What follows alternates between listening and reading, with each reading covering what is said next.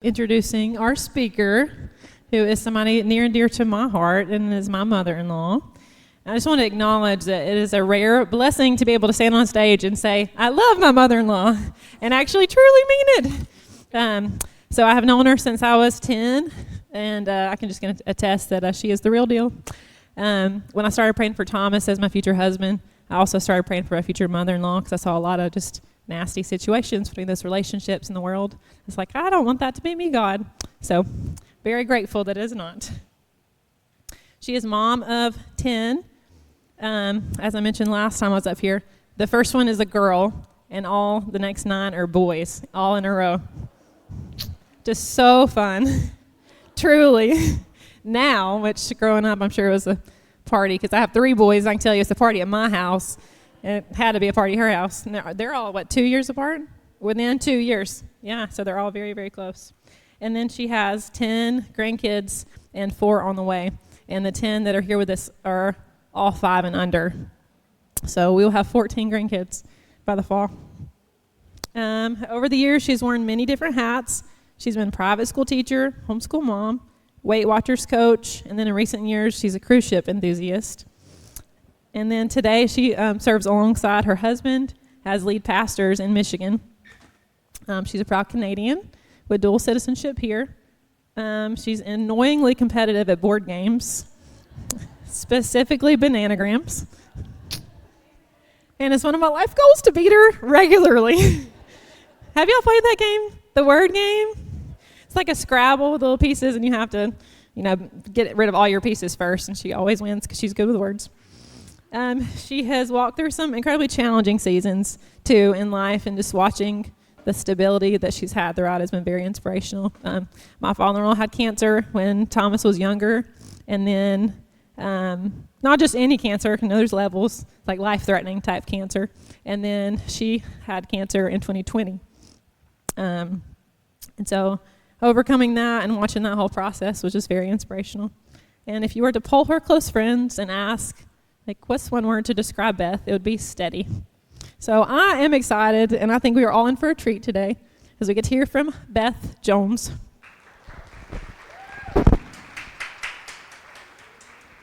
Thank you. I am incredibly blessed. When you have 9 sons, you can't help but wonder what's going to happen when they all grow up and get married. Like she said, you hear the stories and you just think, oh man, this daughter-in-law thing could be really, really tough. But God blessed me amazingly. Haiti may or may not be my favorite, if I had to have a favorite, but they're just such blessings, and they've just added to our lives in an incredible way. So if you're a mom of boys, don't worry about it. Just pray and trust. And one day you may get to just have that fruit of beautiful daughters-in-law who come into your family and bless you with a whole bunch of girls. And I just love it. I love it, love it, love it, love it. Well, I'm excited to share with you today. When Haiti talked to me, excuse me, I got to get myself together here. My iPad is not doing its thing, so. And if we've got a clicker, do we have a clicker? That might be helpful. When Haiti invited me to come speak, I love speaking to moms groups. I love being part of moms groups. I've led moms groups. I'm currently, our church, we have a moms group, which, by the way, you have an amazing moms group. This is so impressive what you guys have done that I can't believe it's your first year. You've got nothing to do but grow even further. This is incredible. Our group has taken years, and we're not quite where you're at. Of course, your church is a little bit bigger, but still, you've got a great group. And the older moms that are joining you, I am just so thrilled to see you here, too, because that was a missing piece in our moms group for years. And when God finally kind of orchestrated that so we were able to have that addition, it's just made all the difference. So younger moms, just embrace that wisdom that's at your table. It's a true blessing. So when she invited me to come speak, she said, what do you want to talk about? And I kind of knew right off the bat what I want to talk about because it's one of my favorite topics, and the moms at my church know this because I talk about it all the time, and it's about living in your season. So I wanted to start with this picture, and if you look at this picture, how does it make you feel? That's a question we used to love to ask our kids. I was like, how does this situation make you feel? So tell me how these pictures make you feel. Excited? What's exciting about it? What makes you feel excited about it? Okay, you're going to mess up my total theme here now, Heidi. It's supposed to make you feel like uncomfortable because like a Christmas tree on the beach, that's kind of like, Okay, I still love her. So the beach, yeah, okay, so maybe your mind kind of played games with you and you saw the beach ball and you put it on the sand and you saw the Christmas tree and you put it in the snow. Maybe that happened for you. But either way, hopefully you kind of get my point here that some things were meant for certain seasons, right? And not everything was meant for every season. And so I think back to my life, and I'll just tell you, thank you. Yep, thanks. I am not ashamed to tell you, I'm my age, I'm 62 years old. I'm proud of it. I've worked really hard to get to this point in life, so I'll just keep proclaiming that I don't mind telling how old I am. In those 62 years, I regret to say, though, that I spent over a third of them not content with the season that I was living in. And I don't know if you can relate to that. I hope you can to a certain extent.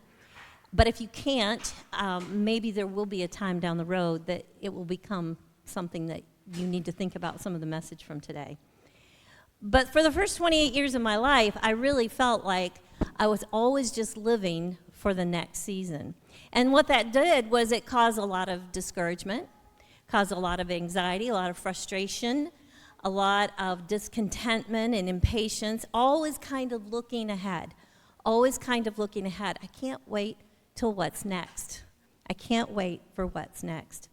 I didn't fully embrace what we read in Ecclesiastes chapter 3, and I know many of you will be familiar with this passage, and I don't know if I'll read the whole thing, but because you are familiar, but it says there's a time for everything and a season for every activity under heavens, a time to be born, a time to die, a time to plant and a time to uproot, a time to kill and a time to heal, a time to tear down and a time to build, a time to weep and a time to laugh. And it goes on and it talks about these different things that there is a time for.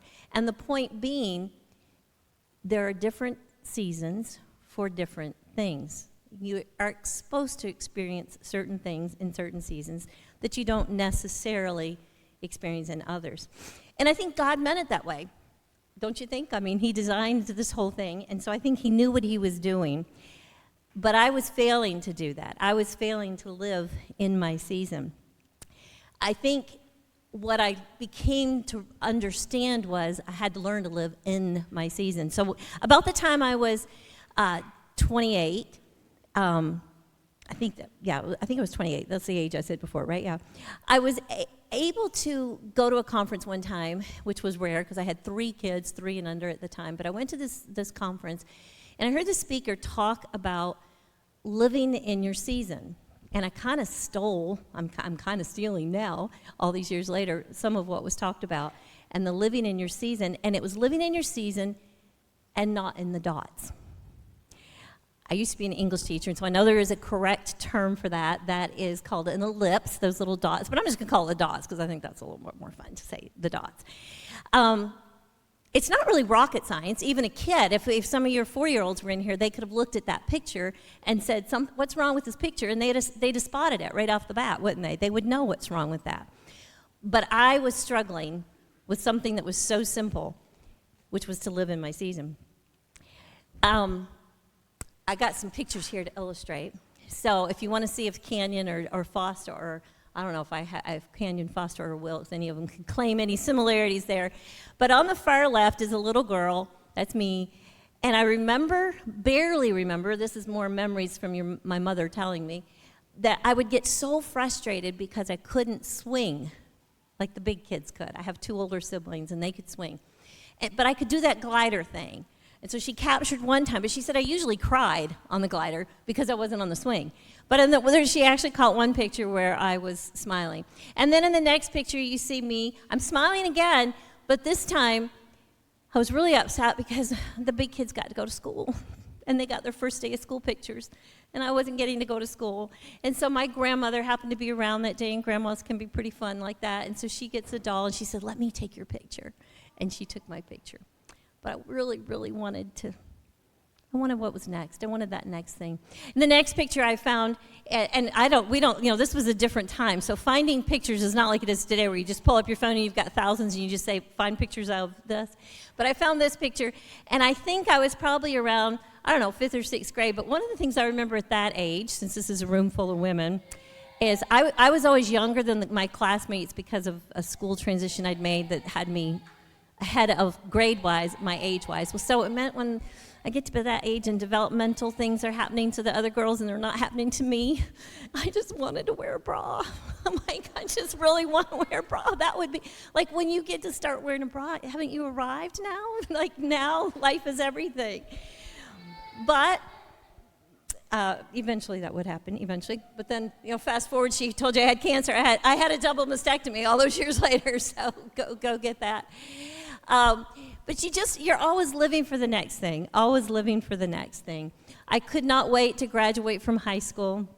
I could not wait to get to college. I could not wait to finally be engaged. Back in the 80s when you got engaged, they took dreamy pictures of the bride-to-be and they put it in the newspaper. The guys didn't get in the picture, but I was finally engaged. I finally got a job as a school teacher. I finally had that wedding. Now I've arrived. I finally made it. Because in every one of those seasons, I was just waiting for what's next. I couldn't wait for what was next. I couldn't wait. Can anybody relate? I'm seeing some heads nod. I just couldn't wait for what was next, and I could not be content in the season that I was in. But maybe I've finally arrived, because now I'm married. I'm a grown-up. I have a real job, and so this should be it. But what happens? What do you want after you've been married for a year or two? It's time to have a baby. I want to have a baby. I just want to have a baby, please, honey. And which is interesting that I went on to have 10 kids because it took 12 months to get pregnant the first time. But eventually, I had arrived, and I had that sweet little girl. And my sweet little Abby was born, and I just thought life was complete. This is the season of life that I have waited for. This is the season of life that I get to be a mom, and I'm a wife, and I'm a teacher, and all the things. It's just wonderful. Until it's not. Because I kept living in the dots. I forgot to point out here, if you go back to these pictures, see those dots? I kept the dots in the picture. Because in every one of these seasons, I could look at the picture, I could celebrate what was happening in the season, or I could live in the dots, and I was living in those dots.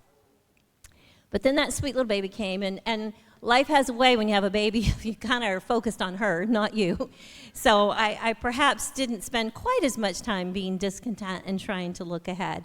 But we did want to have more children, and God did bless us, and we had 3 in 3 years. And these sweet little ones were so precious, and I loved them. But they weren't all potty trained.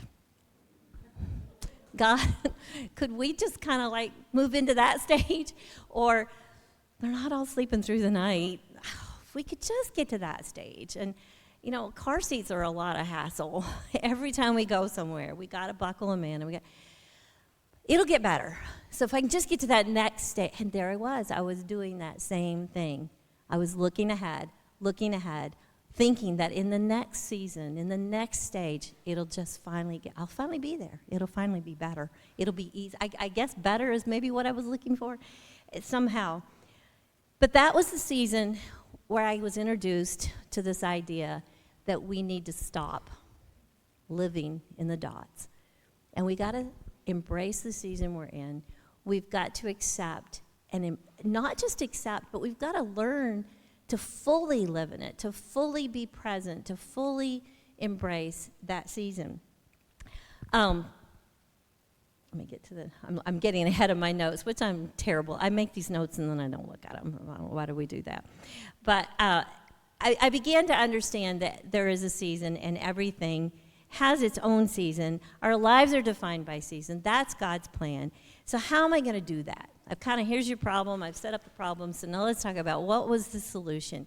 And this is what God began to teach me, that there were really 3 areas for me. And this may be different for everybody, but I felt like for me there were 3 things that I really needed to focus on in order to be able to be fully living in my season and not just looking ahead to what's next. And those three things were to practice contentment, choose joy, and be grateful. Practice contentment, choose joy, and be grateful.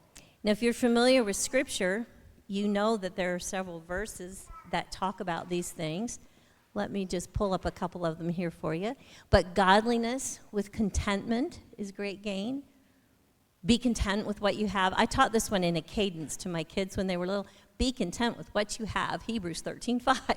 I remember that so clearly because we said that so many times. Because, kids kind of struggle with the same things that we do. Be content with what you have. Rejoice always, pray continually, give thanks in all circumstances, and I put a little thing in there, seasons. For this is God's will for you in Christ Jesus. 1 Thessalonians 5:16 and 18. Rejoice in the Lord always. I will say it again. What do you think he had to say it again? I'm a little slow to listen and obey. Rejoice. Don't be anxious in anything, but in every situation, by prayer and petition with thanksgiving, present requests to God, and the peace of God, which transcends all understanding, will guard your hearts and your minds in Christ Jesus. These words in this verse became what I had to live. I had to learn to choose to be thankful. I had to learn to choose to take things to prayer. I had to learn to give up anxiety and trade that for contentment. And so it was a practice. When I say practice contentment, I had to practice it. I had to make choices. But they were game changers when I did that. They truly, truly were game changers. I think so often verses like this make their way onto nice little plaques, and they get hung on the wall in our living room, but we don't actually live them or do them. And that was where God was meeting me, saying, Beth, you got to live this. You got to live this. The result of making those choices to practice contentment, to choose joy, to be grateful, the result of those was transformational in my heart. It meant that as I faced the seasons that were ahead, life was going to be a little bit, I'm not going to say easier, but it was going to bring me a peace. It was going to give me the ability to face stuff in a way that I couldn't have expected, that I could not have anticipated, and I don't think I could have done had I stayed living the way I was. So if you're a mom, you know life is just hard. So this season of just raising this gang of kids, and I frequently refer to them as a gang, and some of the kids didn't used to like that very well. I used to have a thing, Jones Gang Mom was like my email address, Jones Gang Mom, and they're like, we're not a gang. Like, yeah, you kind of are. So Haiti actually had a picture, this picture at her house last night. We were looking at some pictures and said, oh, but you have the clean version, the pretty version. She has this exact same picture, and everybody's just smiling really nice. But do you see what's happening here? We've got one strangling one. We got faces. And you may or may not notice this. I don't know if you can tell from this picture, but if we could pinch it and zoom to it, Thomas, who's in the middle of the back row in the pink shirt, I think it's pink or white, with his sister leaning on him, he has a black eye there. And you know who he got that from? A brother. So things were not perfect in our house. I assure you, they were not perfect. When you have 12 people under one roof, do you know that means 168 socks a week have to go through your laundry cycle? Do the math. That's 36 meals a day, every single day, 36 meals, 12 breakfasts, 12 lunches, 12 dinners. So just doing life is a season that's hard. But we were blessed. We loved the kids. It was our choice to have them. We fully embraced it, although I will be honest, there were mornings, I don't know why mornings particularly, I guess, but I can remember thinking, what were we thinking? And we can't send them back. What were we thinking? But it was a good season, and it was full of joy, and it was full of contentment. And I'm not saying I'm perfect. Even today, I have not mastered this topic, but it was a good season. And I honestly believe it was so much better. I was so much healthier as a mom, as a wife, because I was living with contentment, and because I was living with joy, and because I was choosing joy, and I was choosing gratitude. And that made all the difference. So these seasons we expect. We know that the dirty socks and the meals and the laundry and the 500 hours behind the wheel, driver's training, one of my least favorite parts of parenting that some of you may not be at yet, very, very stressful. But what Haiti referred to this in the introduction, what I couldn't have anticipated were some of those seasons that are a little harder. And that was when in 2010, the doctor tells your perfectly healthy husband, perfectly healthy, that you may appear healthy, you may feel healthy, but cancer's growing in your body. And it's a fatal cancer. There's no treatment. Thomas was a senior in high school that year. Our oldest three were all in college. Thomas was the oldest one at home. We had 3 in college, 1 already married, all the way down to a 7-year-old.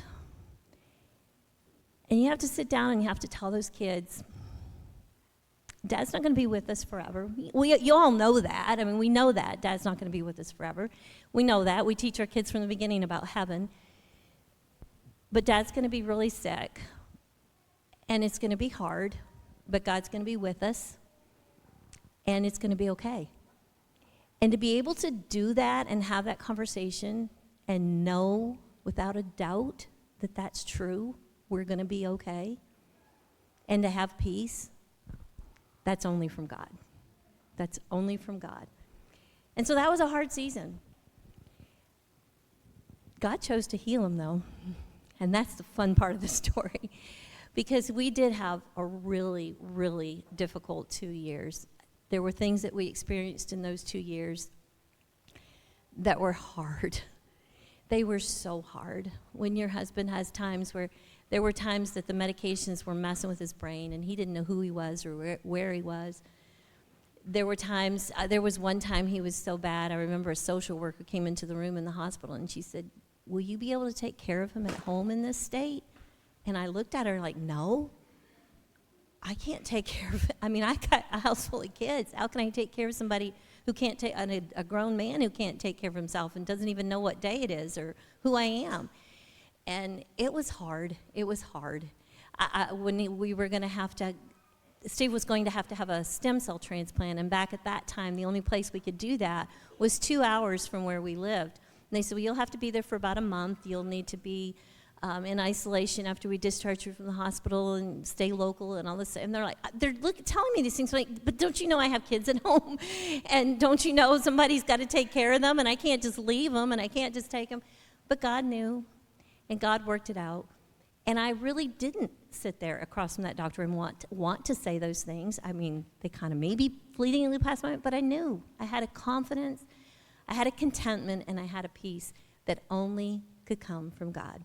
And we got to experience, and I'm getting way ahead of myself because I wanted to come back to this, so I'm just going to be quiet. I'll come back to it.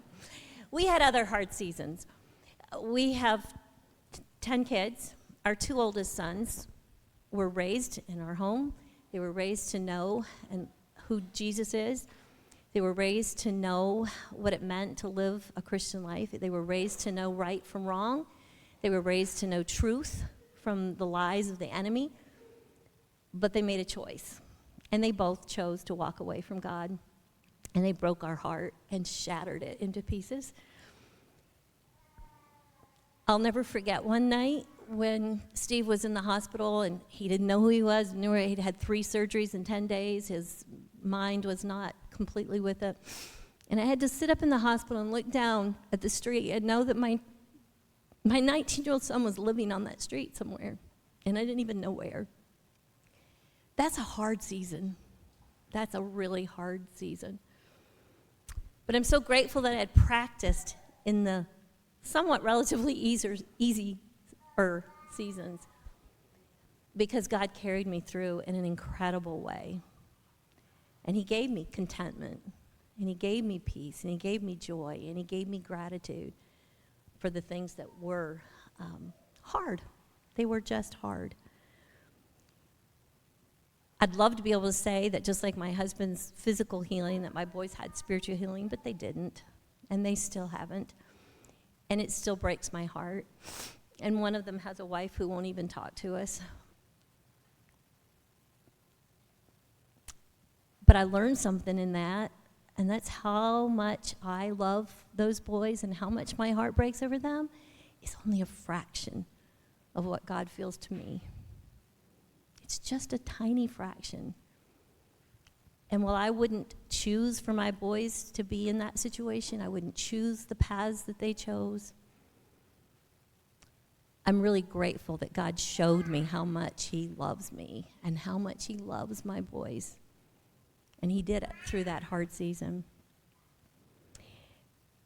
In 2016, my mother had been, for several years, we knew dementia was creeping in, and she was still young. She was in the early 70s. But that was not just a little bit of forgetfulness. It was not just mild dementia. It eventually and rapidly progressed to full-blown Alzheimer's. And that's a hard journey. That's a really hard journey. It was a hard season. My parents actually ended up moving in with us. I became her full-time caregiver, and it's hard. It's hard. But even in that hard season, I was able to have joy. I was able to have gratitude. I was able to have contentment, peace that just passes understanding. In every one of these seasons, peace that passes understanding because of what God has done, the work that he's done in my heart. 5 years ago, in 2020, COVID is not a good time to get cancer. It's never a good time, but COVID cancer, that was my 2020. I had a mammogram in 2019 that was perfectly clear. Everything was fine. And I was one of those faithful girls. Every 12 months I was there. Literally 12 months to the day, I went in for a routine mammogram. And I had 3 tumors in my breast and 2 lymph nodes that were impacted.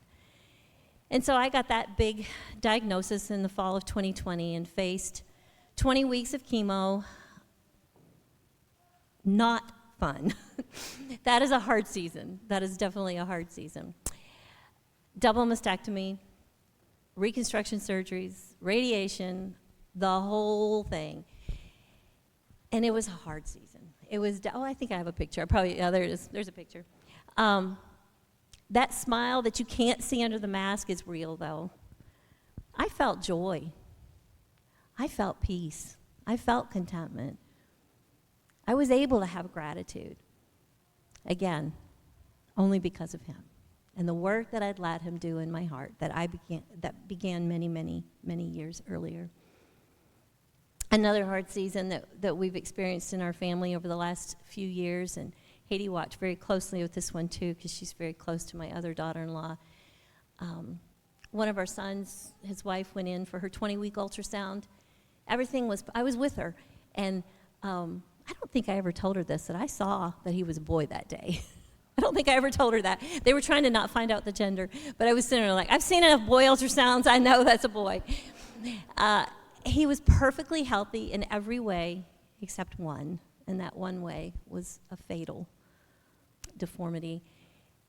But he continued to grow in her womb and in her belly, and she carried him the full 9 months, and he kicked, and he was her little guy. They had a daughter, and this was her son. They named him Isaiah, and we talked to Isaiah. We loved Isaiah. And Isaiah was born on January 28th, 3 years ago, and he died 90 minutes later in his parents' arms. And that was hard. That was so hard to walk into that hospital room and to see, and this is what was really hard, and you moms of older kids will get this, to watch your child suffer the loss of his child, to watch him comfort his wife as a mom, that was hard. That was hard. But you know what was that room was full of peace. That room was absolutely full of peace. And there was contentment, and there was joy, and there was gratitude. And it was such a beautiful thing that God can do in the middle of the hard. In every one of my hard seasons, I feel like I can step back and I can go, Yeah, it was hard. I wouldn't have signed up for it. I wouldn't choose it. But I experienced God in the hard in ways that I probably wouldn't have experienced him if life had just continued easy. So when I think about that, and I think about wanting to live in those dots and always get out of this season and into the next one, I'll choose to stay in my season because that's where I'm meeting God. He's got me there for a reason. I don't know why. I don't know. I don't have answers to questions that start with why. And here's the thing. And somebody had said this years ago, and I think the thing that I went through, the thing I've experienced where this question was most relevant was probably the loss of baby Isaiah. And that was, if you ask God a why question, like, why did you take Isaiah's life? Why did you not let this little boy live? And God gave me an answer. Do you think it would have been good enough? Do you think there's any answer that's good enough to explain away the tragedies of life? That you guys all have stories. You all have stories. There's been something in your life that you think, I don't have a why. What's the answer to that why?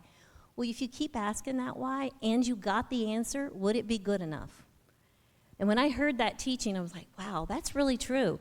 That asking those whys doesn't really get me anywhere. So instead, I'm going to ask what? What do you want me to learn in this season? How do you want to reveal yourself to me, God?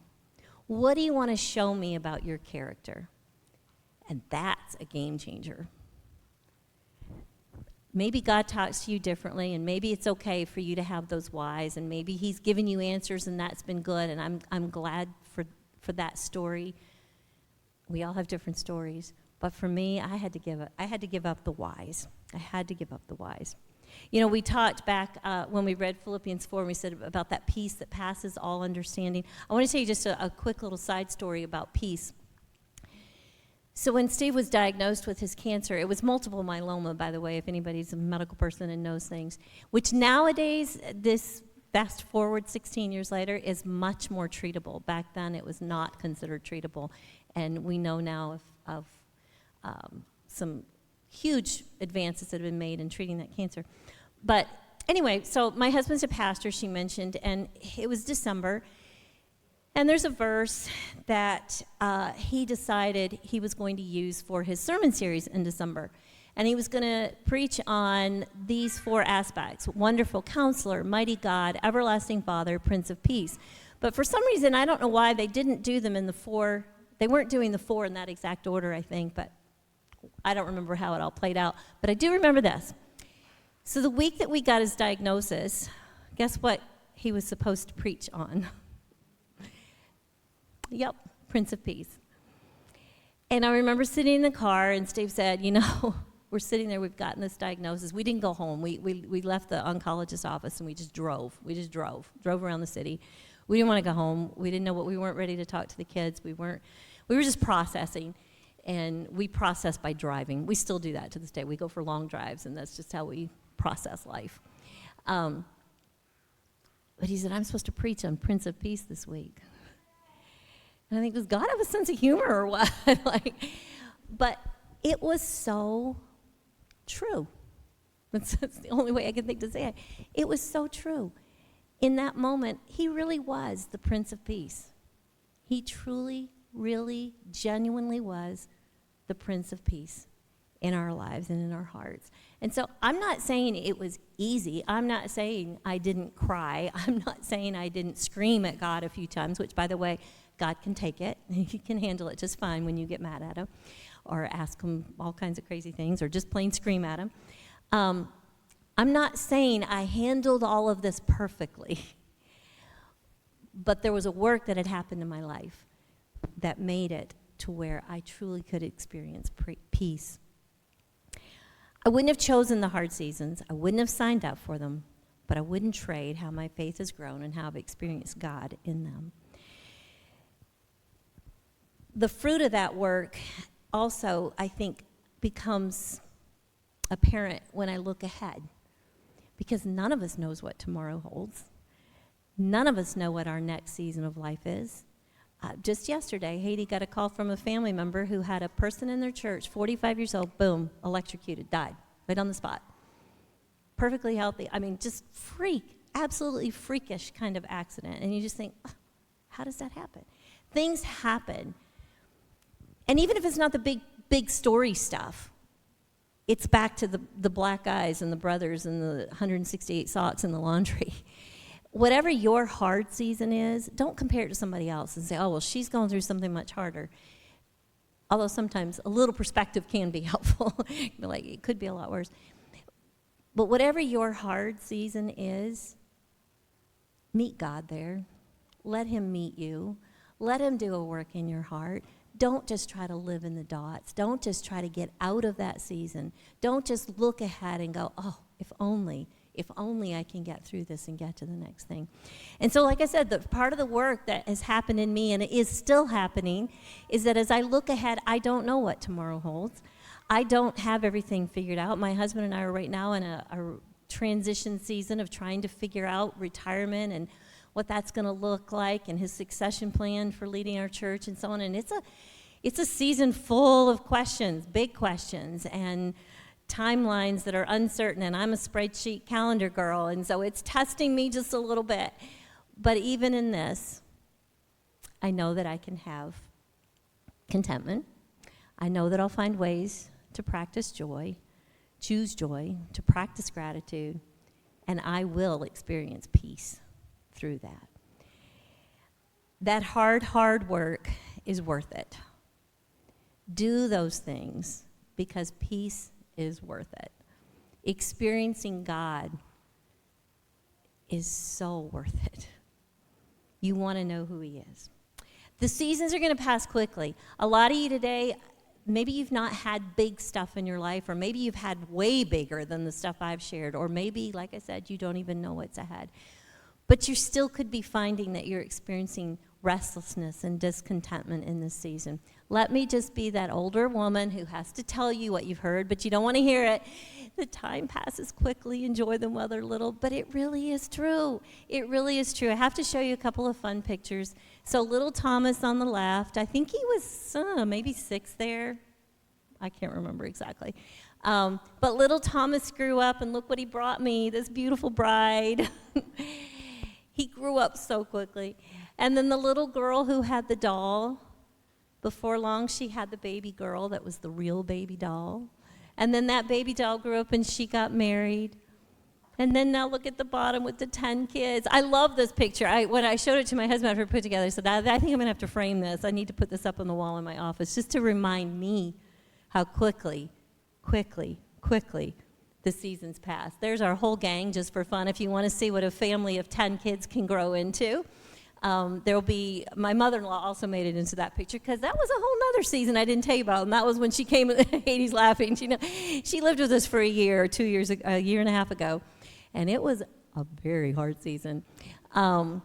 Anyway, this is our gang, and in September, that will make 35 of us at our next family gathering. So we have a family gathering the end of April this month, and I'm praying for the full 31. I don't think there'll be the one who doesn't talk to us probably won't be there, but praying that we'll have at least 29 or 30 of them, and so we're excited about that. One more verse I want to share, and this came from the season when Steve had his cancer and the hard stuff. And my sister sent this verse to me one day, and it just really jumped out at me. And it was that when you begin to experience God in really real ways, like I felt like I was in my hard seasons, there's a verse in Job, and if you know the story of Job went through all kinds of hard seasons, incredibly hard seasons. But at the end of Job, in chapter 42, verse 5, he says, "My ears have heard of you," referring to God, "but now my eyes have seen you." And that is exactly how I felt when I could look and go, wow, it's in those challenging seasons. And it may be cancer, it may just be potty training, but whatever that hard season is, I want you to see God in those seasons. I don't want you to just hear about him or just read the verses on the wall in your living room, but I want you to truly, truly see him and experience him. One more quote, and then I'm going to wrap up here with you. This is actually from, it's a devotional called New Morning Mercies. Paul David Tripp is an author. He writes some great stuff. For the believer, peace is not to be found in ease of life. Real peace is only ever found in the presence, power, and grace of the Savior, the King, the Lamb, the I Am. That peace is yours even when the storms of life take you beyond your natural ability, wisdom, and strength. You can live with hope and courage in the middle of what once would have produced discouragement and fear, because you know you are never alone. He is in you, moms. He's with you, moms. He is for you, mama. And he is your hope. He alone. No matter your season. No matter your season. Can I pray for you? Father, I thank you for these women. I thank you for these moms who've taken the time out to come and just gather for fellowship this morning. Some of them may just be coming for the food. They may just be coming for the peace of being away from their kids for a couple hours. But Lord, I hope that you will meet them here right now. I ask that you do that. I ask that you just speak into their heart, whatever their message. Maybe it's not even anything that I said, something that somebody around their table says, or something that Tia said in her when she spoke. Whatever it is, Lord, may there be something that you have for them today to help change their heart, to do a work in their heart. And Lord, for those moms who are finding themselves living in the dots, they're finding themselves restless and discontent and anxious and frustrated with their current season, help them to recognize the beauty of things in season, the beauty that comes when things are in season and not out of season. Help them to be content, help them to choose joy and to practice gratitude. And then that gift, that result will be peace that passes all understanding. Lord, I want that for each of these moms, and I know you want that for each of these moms. That these are not just words on paper in your word, but they are truths. They are promises. They are true revelations of your character and how you work in our hearts and our lives. Lord, thank you again for this time. And I just pray, Lord, blessings on the discussion that's ahead, that it would be a time that honors you, a time that encourages the moms, a time that grows their faith. Lord, we bring all of this to you, and we pray everything in your beautiful, powerful name. Amen. Amen. Am I supposed to open it for questions now? I'm looking at Haiti. There's Tia. There you are. You okay. definitely can. I have a microphone if anybody has any questions. So anybody? I love talking, so feel free to ask. I love talking about my family, about being a mom. I love the topic of motherhood. So. Oh, Haiti's got one. Oh, All right, no. girl. All right, I didn't know if this is fair or not, but.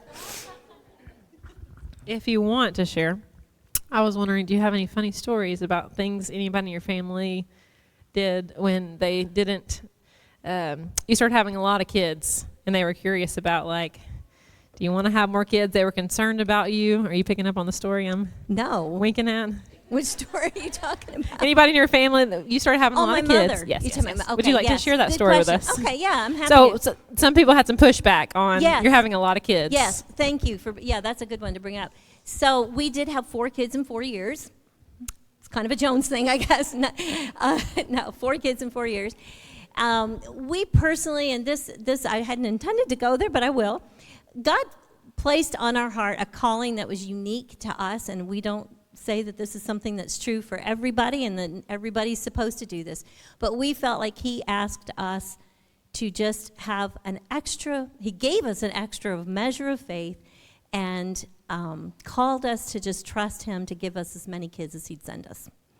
So that's kind of a weird thing, and I know there's some really unique things out there that can be associated with. But anyway, one of the parts of that became challenging was my mom.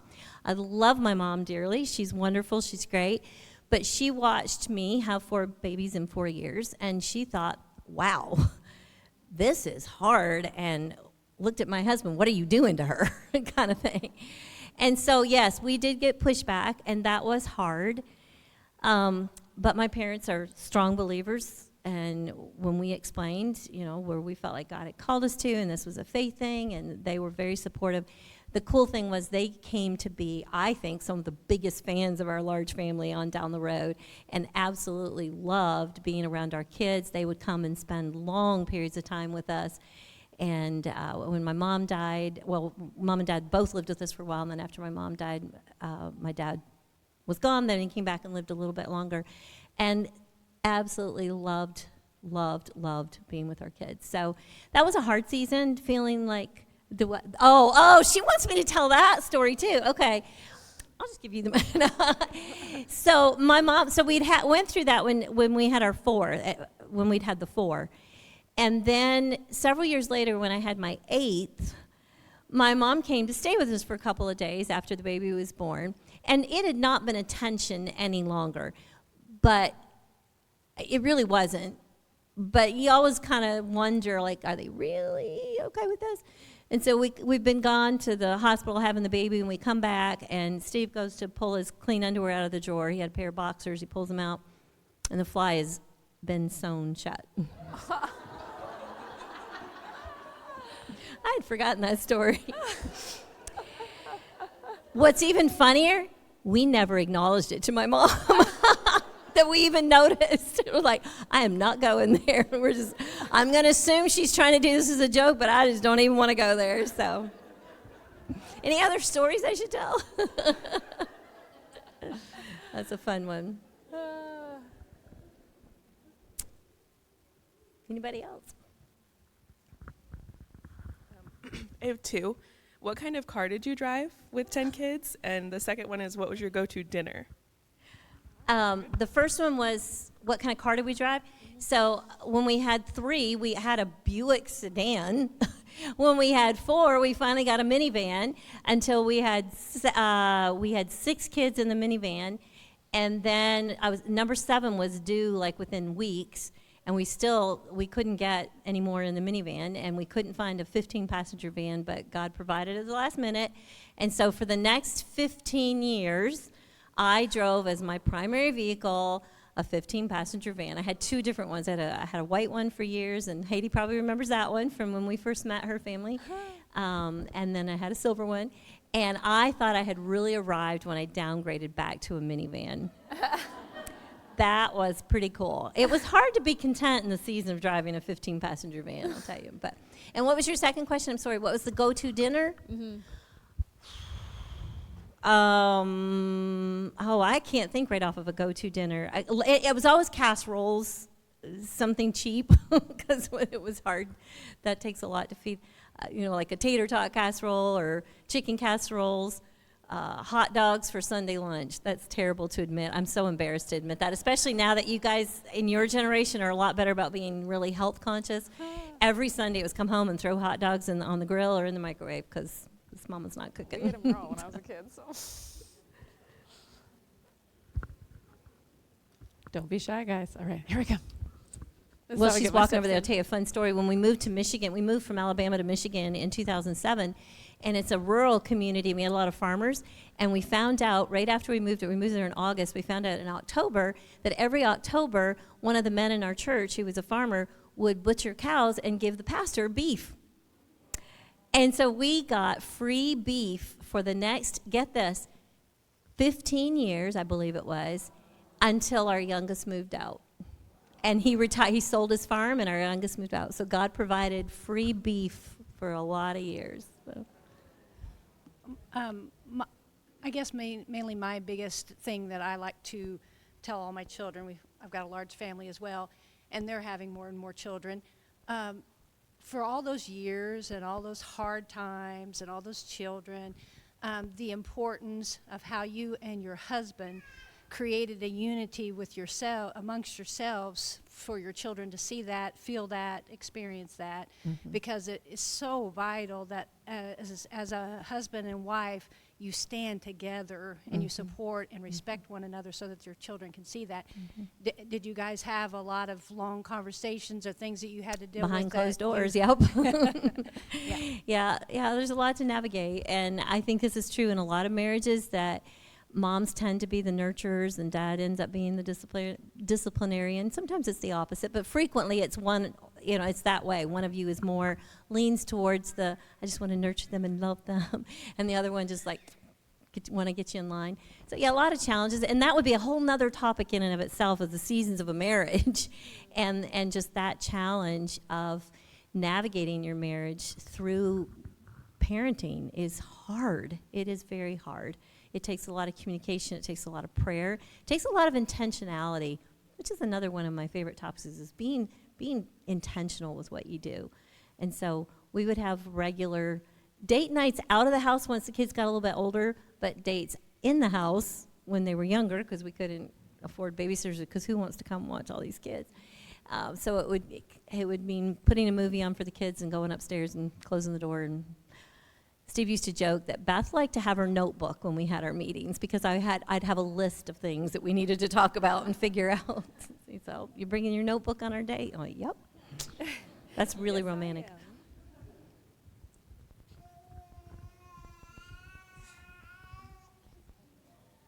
I was just going to say, what would you say to the mom who's sitting here and they hear practice peace and practice contentment, and they want that? What would you say to the mom that doesn't quite know how to do that? How would you elaborate on that's good. How do you practice contentment? Where do you even start? Yeah. Because I know so many of us are here, they're just like, I wouldn't even know what to do next. That's what would you say? That's a great question. Thank you for asking that.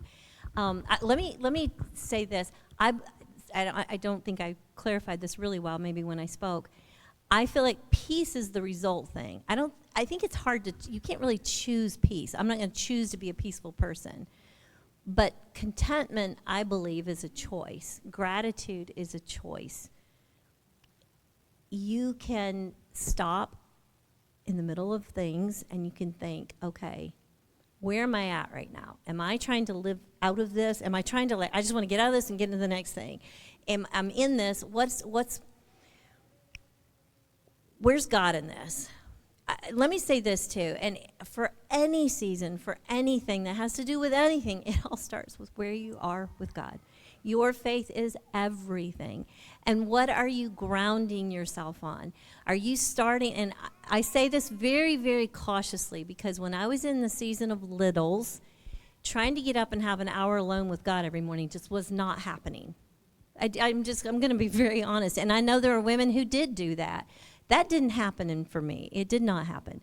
But I'll tell you what I did do a lot of, and that was listening with one ear. Of course, now you've got earbuds. Back then we had corded earphones with Sony Walkman, I'd have one earbud in, listening to worship music, just filling my soul, filling my heart, filling my mind. But those times when I'd get on the phone and do this with my best friend and complain about all my issues, which one of those was going to help me towards contentment? So I don't know if that's really answering your question or not, but you do get to make some choices. You get to choose what's feeding your soul, what's feeding your mind, what kind of people are you spending time with, where are you getting sources of encouragement, where are you getting healthy sources of encouragement and affirmation. Let me give you this. Maybe this will illustrate my point a little bit. Years ago, we were pastoring, and we had this woman who was struggling in her marriage, and so she came to us and she said, I think I'm just going to get a divorce.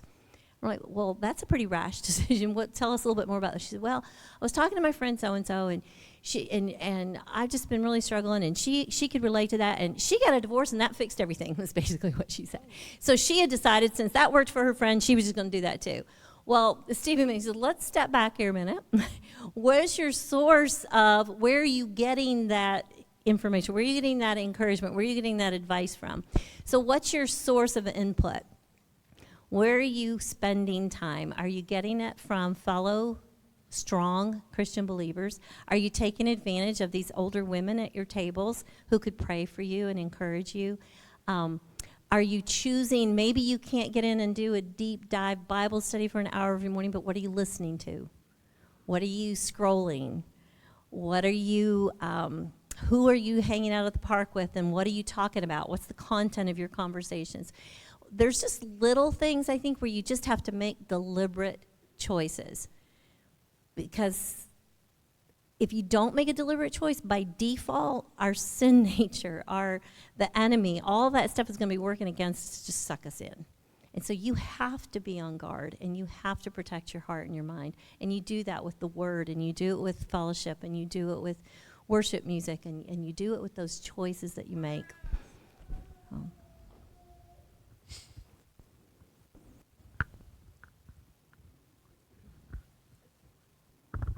So some of your kids are missing. So how do you navigate both, like being content and also knowing some of your kids are not with you? You know what I mean? Yeah, And completely isolated from the two sons. There was a season where the one that we didn't know where he was, and we would lose touch with him for weeks and months at a time. But that has not been true for the last 7 years. He's been, I think it's 7 years. He's been. We know where he is, and he comes. In fact, he's coming to our house Sunday night. We're celebrating my husband's birthday, and I text him. I don't know when I reach out to him whether he'll respond or not, but I do reach out to him, and so I do see him. And the other son, it's not as often. He actually lives down here in Indianapolis, and the most challenging thing with him is just that his wife has cut us off completely, and that's simply because we're believers. I mean, it's literally the sum of it, because we're believers, and she is so anti-God that she just can't stand to be around us. Wonder why. Imagine that.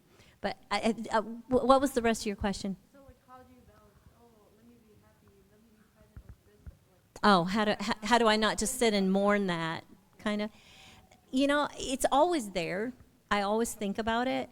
If they're not with us, or even when they are with us and things are, because they can sometimes get a little tense and awkward when they're around, because our other kids will talk about stuff and they have a lot in common that these two just don't, and sometimes they'll outright, not usually in front of us, but we've heard stories that Thomas gets involved with sometimes. They'll get into some deep conversations, and there can be some angst there with them. You know, I just have to give it to God, and I think that piece that I said earlier about one of the things that I've learned by having these kids break our hearts is how much more God loves them. And so when my heart feels a little broken, I just think how much more broken God's heart is. And then I look at the kids that we do get to be with, and I just want to be with them, and I want to be fully with them. But, the overwhelming thing too with prodigal kids for me has been, I don't need to send them Bible verses. I don't need to send them books. And this is for me. It may be different in your situation, but in my situation, I have felt like what God has told me is you just need to love them. Keep that door open and love them, because there's nobody else in the world that's their mom. You're the only mom. And so you love them like a mama, and you let me do the rest of the work. And so I think just that trust in God that he's got them. And it's up to him to fix them. It's not me. But yeah, but there's always that little hole in your heart. There's always that sadness. Same thing with our little grandson. I mean, we don't talk about him near as much, I guess, these days probably as we did at first. But I think of him often, his pictures in my bedroom, and I miss him. I miss him. I wish I could have seen him grow up.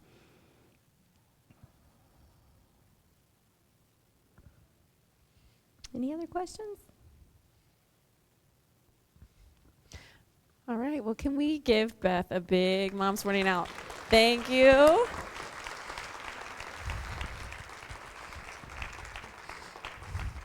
All right. You do have some response questions on your table, so you can go through those with your table leaders, and then I'll come up when it's time to transition to some prayer time.